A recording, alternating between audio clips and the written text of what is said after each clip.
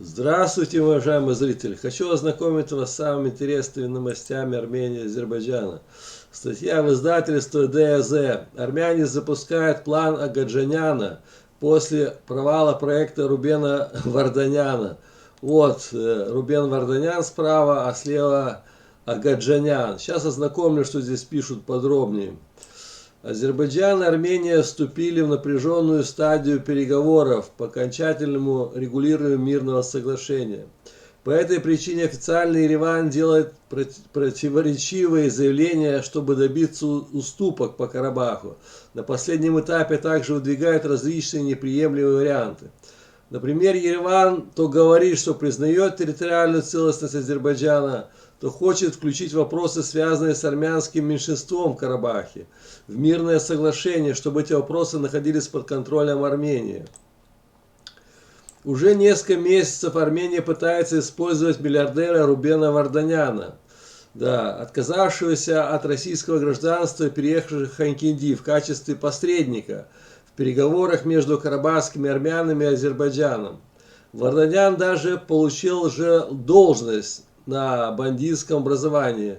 Он уже там, как сказать, госминистр, он там сам главный уже практически с Рейком Аратюняном. Как видимо, Армения направляет Азербайджану месседж о том, чтобы вы считаете Рейка Аратюняна преступником, не хотите с ним разговаривать, тогда поговорите с Рубеном Варданяном, который не совершал преступления в Карабахе. Но Ильхам Алиев отмел этот абсурдный вариант.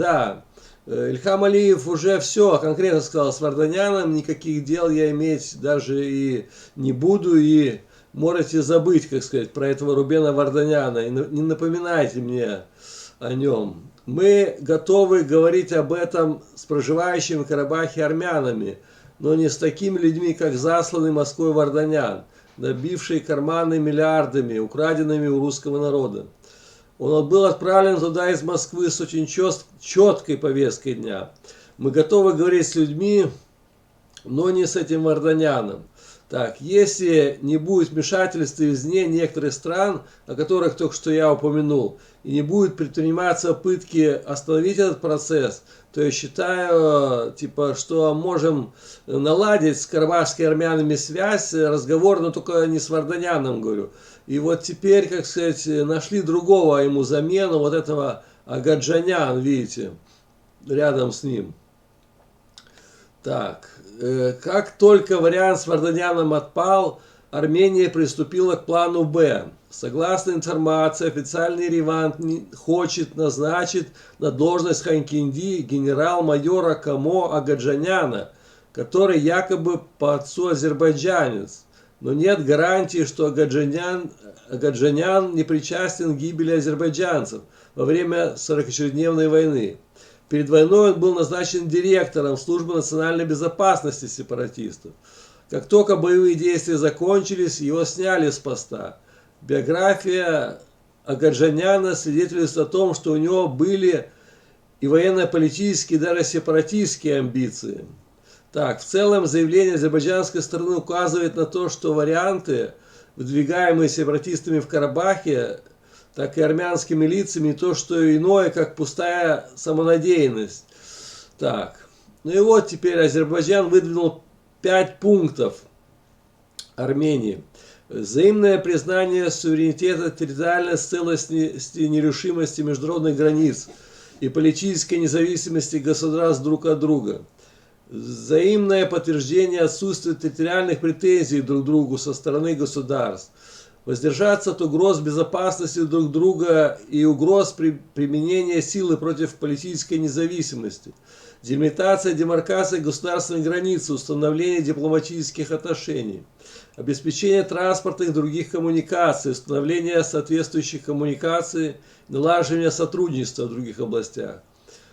Азербайджан также готов рассматривать предложения международных игроков при условии, если они не отступят от этих 5 основных принципов.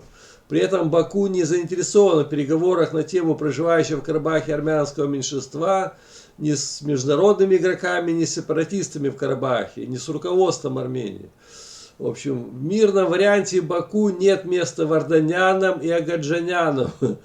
подключаемые к процессу с известной повесткой и провокационными целями. Азербайджан считает вопросы, связанные с Карабахом, своим внутренним делом. Азербайджанское руководство само решает, с кем и когда и о чем говорить в Карабахе. Армения не имеет права голоса в этом процессе. Так что вот еще один проект типа запускают вместо Рубена Варданяна, плана Гаджаняна. Ильхам Алиев говорит: нет, мы с сепаратистами разговаривать не будем. В общем, вот такие новости. Всем спасибо, всем пока, до новых встреч.